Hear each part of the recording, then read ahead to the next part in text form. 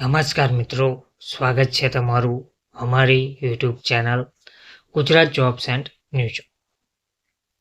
મિત્રો, 1 માર્ચ 2025 1 માર્ચથી રેશન કાર્ડથી લઈને એલપીજી ગેસ સિલિન્ડર પર 5 મોટા ફેરફાર લાગુ થવા જઈ રહ્યા છે.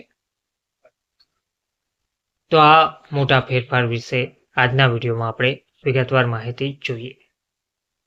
ભારત સરકારે રાશન કાર્ડ અને ગેસ સિલિન્ડર સંબંધિત નિયમોમાં મોટા ફેરફારોની જાહેરાત કરી છે, જે 1 માર્ચ 2025થી અમલમાં આવશે. આ નવા નિયમોનો હેતુ રાશન અને ગેસ વિતરણ વ્યવસ્થાને વધુ પારદર્શક અને કાર્યક્ષમ બનાવવાનો છે. ગરીબ અને મધ્યમ વર્ગના પરિવારોને ધ્યાનમાં રાખીને આ ફેરફારો કરવામાં આવ્યા છે.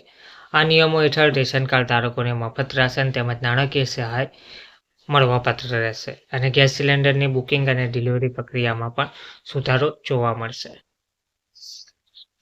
તો સૌથી પહેલું, કેવાયસી ફરજિયાત. હવે ગેસ સિલિન્ડર બુક કરવા માટે કેવાયસી પ્રક્રિયા પૂર્ણ કરવી ફરજિયાત રહેશે. આ અંતર્ગત મોબાઈલ નંબર સાથે આધાર કાર્ડ લિંક કરવું જરૂરી રહેશે. ઓટીપી ચકાસણી. ગેસ સિલિન્ડરની ડિલિવરી સમયે ઓટીપી વેરિફિકેશન ફરજિયાત રહેશે. આનાથી છેતરપિંડીની શક્યતા ઘટી જશે. સબસિડીમાં ફેરફાર. ગેસ સબસિડી હવે લાભાર્થીના બેંક ખાતામાં સીધી ટ્રાન્સફર કરવામાં આવશે. તેનાથી નકલી લાભાર્થીઓ અટકશે. 2 સિલિન્ડરોની મર્યાદા. હવે 1 મહિનામાં માત્ર 2 સિલિન્ડર બુક કરાવી શકાશે. બ્લેક માર્કેટિંગ રોકવા માટે આ પગલું લેવામાં આવી રહ્યું છે. Smart gas cylinder. ગેસ સિલિન્ડરમાં સ્માર્ટ ચિપ્સ લગાવવામાં આવશે, જે વપરાશ અને વિતરણની માહિતી તમને આપશે. તો રેશન કાર્ડને લગતા જે નવા નિયમો છે તેમાં ડિજિટલ રેશન કાર્ડ. હવે ફિઝિકલ કાર્ડને બદલે ડિજિટલ રેશન કાર્ડનો ઉપયોગ કરવામાં આવશે. One nation one ration card ONORC. આ યોજના હેઠળ તમે દેશના કોઈ પણ ભાગમાં રાશન લઈ શકો છો. કેવાયસી ફરજિયાત. રેશન કાર્ડ ધારકોએ કેવાયસી પ્રક્રિયા પૂર્ણ કરવી પડશે, જેથી કરીને તેમની ઓળખ ચકાસી શકાય. મફત રાશન અને નાણાકીય સહાય. દર મહિને ગરીબ પરિવારોને મફત રાશન સાથે 1000 રૂપિયાની આર્થિક સહાય આપવામાં આવશે. બાયોમેટ્રિક ચકાસણી.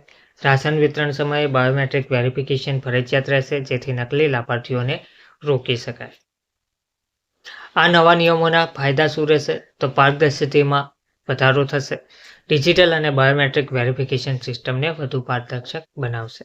નાણાકીય સહાય. દર મહિને 1000 રૂપિયાની નાણાકીય સહાય ગરીબ પરિવારો માટે રાહત હશે. બ્લેક માર્કેટિંગ પર પ્રતિબંધ. મર્યાદિત સબસિડી અને ઓટીપી વેરિફિકેશનથી બ્લેક માર્કેટિંગ ઘટશે. સુરક્ષામાં સુધારો. ઉચ્ચ ગુણવત્તાવાળા ગેસ સિલિન્ડર ઘરોમાં સલામતી વધારશે.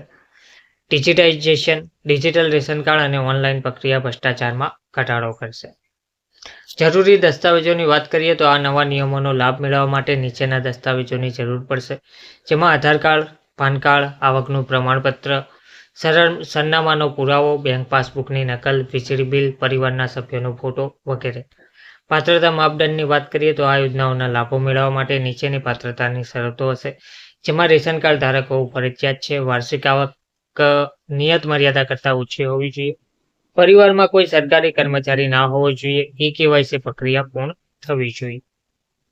નવા નિયમોની જે અસર છે તેમાં રેશન કાર્ડ ધારકો પર આ અસર પડશે.